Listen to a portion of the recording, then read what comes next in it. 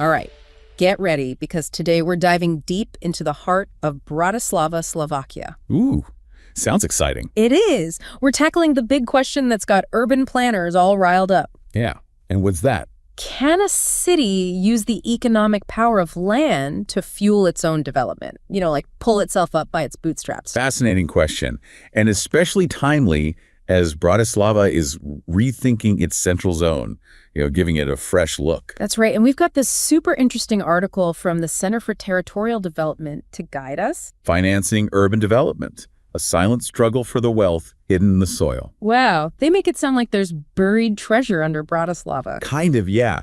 But unearthing it, so to speak, you need to understand how land value works. Right. And here's where it gets really interesting.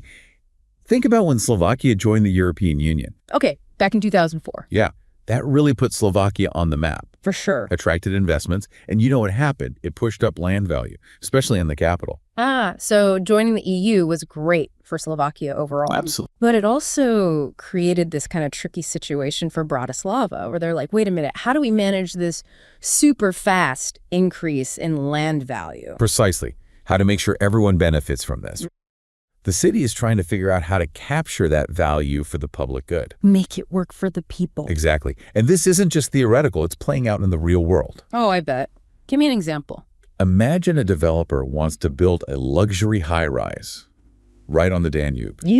Prime real estate. Prime real estate with those views of the city. Wow, yeah. Suddenly, that piece of land is worth millions more, but does that extra value actually help the people of Bratislava? That's a really good question. Right. You'd hope so, but I'm kind of getting the feeling like maybe not. Well, the article argues that Bratislava doesn't really have a clear plan, a framework to, grab hold of this value. It's like the city throws a party, the developers eat all the cake, and Bratislava's left with, just a few crumbs. Not a good party for Bratislava. Not really. So while developers are celebrating these huge profits, the city is missing out on this massive opportunity to fund public services and stuff like, better infrastructure. Absolutely. And don't forget about affordable housing.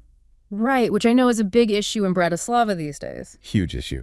So how does that all fit into this land value puzzle? Well, on the surface, upzoning seems like a solution to the housing crisis. Upzoning. Remind me what that is again? It basically means allowing taller buildings, denser construction in certain areas. Okay, got it. The idea is more units, more supply, prices should go down, right? Yeah, makes sense to me. More housing should equal more affordable housing. But here's the catch, and the article does a great job of highlighting this. Blanket upzoning can actually backfire. Backfire? Oh, no. Especially in popular areas, those desirable neighborhoods. I see. We've seen it happen in cities like Chicago, Vancouver. Instead of helping, it can actually make things worse. It can fuel gentrification. Oh, no. Pushing out the people who already live there? Exactly. Pushing out longtime residents and driving up prices even further. So wait, building more housing can actually make it less affordable? Yeah, counterintuitive, isn't it? Totally. It all comes down to how land value works. Explain it to me like I'm 5. Okay, so let's say you've got this trendy neighborhood, right? Right. You upzone it, allow more building. Okay. Suddenly, developers are like sharks, all wanting a piece of the action. Oh, yeah. I can see that happening. Driving up land prices like crazy, so even though you have more apartments, the cost to build them goes through the roof. Because the land itself is so expensive now. Exactly. And who can afford those fancy new apartments? Not the people who actually need affordable options. It's a vicious cycle. It is. More development leads to higher land values, which leads to even more expensive housing. So what's the solution? Well, Bratislava is trying to tackle this with their methodology for affordable housing. Okay, tell me more about that. Basically, it encourages developers to include affordable units in their projects. Sounds like a good idea in theory. Right. Public-private partnerships, everyone working together. Yeah, so what's the problem? The authors of the article point out a big flaw. Uh-oh. This methodology doesn't really address land value capture. What does that mean in plain English? The calculation for how much developers contribute doesn't consider how much the land value has increased because of the upzoning. Oh, I see. It's like the city is saying, hey, you can build more, which instantly makes your land worth way more, but they're not getting a fair share in return to actually create affordable housing. So the city's kind of giving developers this big gift. In a way, yeah. This ability to build more, which inflates their land value like crazy. But the city isn't getting enough back to actually make housing affordable. That's a major concern highlighted in the article. So what happens then? Does housing actually become more affordable with this methodology? Probably not. In fact, the article suggests the opposite might happen. Oh, no, that's not good. Because the land cost is so high, and that cost isn't really factored in, developers might just raise prices on the market rate units. So they make up the difference that way. Yeah, it's like a shell game. So even with a few affordable units sprinkled in, everyone ends up paying more in the end. That's the argument. And they back it up with some pretty compelling examples from other cities. Okay, so if Bratislava's approach isn't really working, are there cities out there getting this right? That's what we're going to look at next. Awesome. Tell me about these success stories. Well, the article mentions Vancouver and Sao Paulo as examples. They've done some interesting things. Lead the way. I'm all ears. What's really fascinating is that both Vancouver and Sao Paulo have approached this problem in their own unique way. Okay. They've tailored their solutions to fit their own specific context. So like different recipes for the same cake. Exactly. Different ingredients, but aiming for the same delicious outcome. Okay, I'm dying to know the secret ingredients. Let's start with Vancouver. What are they doing? Vancouver has this system where developers who benefit from upzoning have to contribute a big chunk of that increased land value back to the city. How big are we talking? The article mentions a 75% contribution rate in Vancouver. Wow. Compared to like 25% in Bratislava. That's a huge difference. It is. A game changer, really. So 3/4 of that extra value created by upzoning goes right back to the city. What do they do with all that money? All sorts of good stuff. Affordable housing projects, infrastructure improvements, you name it. So it's like a direct pipeline from increased land value to benefits for the community. Exactly. You win, we win. Makes so much sense. Why isn't every city doing this? Well, it's not always easy to implement. Of course, there are always challengers. You've got developers pushing back, political hurdles to overcome. Yeah, I can imagine. Plus, figuring out exactly how much the land value has increased can get a little complicated. All right, fair enough, but it seems like the potential benefits are huge. They are. Now, let's jump over to Sao Paulo. What's their secret sauce? Sao Paulo's got this system that not only captures land value, but also creates a sense of solidarity between different parts of the city. Solidarity. That's interesting. How does that work in urban planning? Okay, picture this. A developer gets permission to build a fancy new skyscraper in a wealthy district. Okay, I'm picturing it.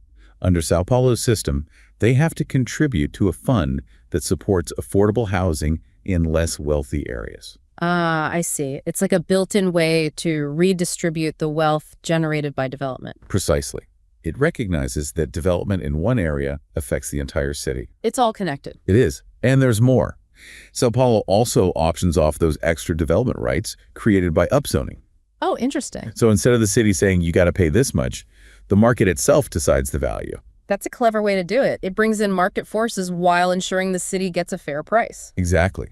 And it also adds transparency, prevents accusations of favoritism. Smart move. Makes it harder for shady deals to happen. Right. And here's another fascinating thing they do in Sao Paulo. Okay, hit me with it. They separate the right to own land from the right to develop it. Whoa, that's a big one. What does that look like in practice? It means that just because you own a piece of land doesn't mean you can build whatever you want on it. Oh, I see. The city still has a say. Exactly.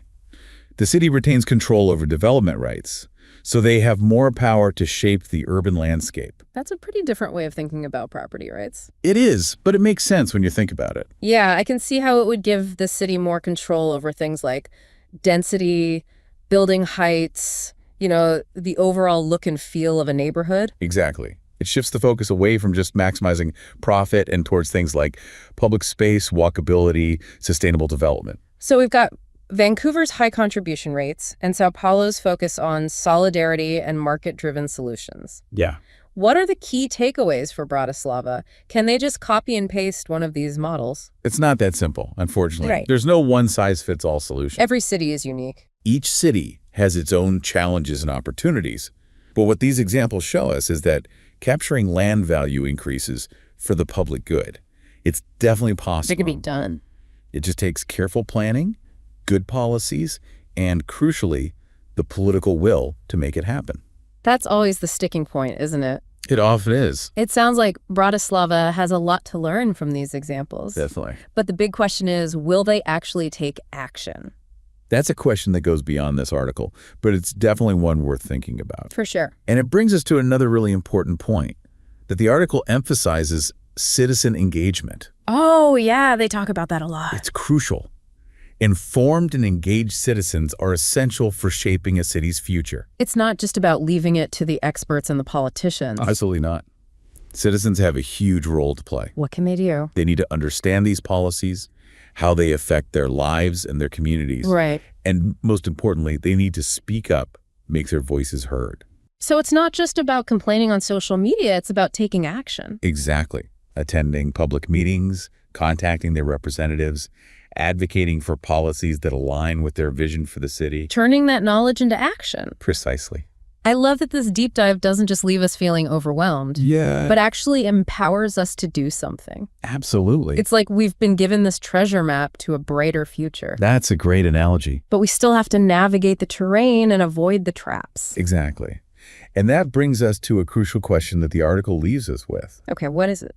What role should citizens play in advocating for policies that ensure equitable and sustainable urban development? Big question, but an important one. It is, for any city facing the challenges of growth and change. Absolutely. It's about creating the kind of city we want to live in.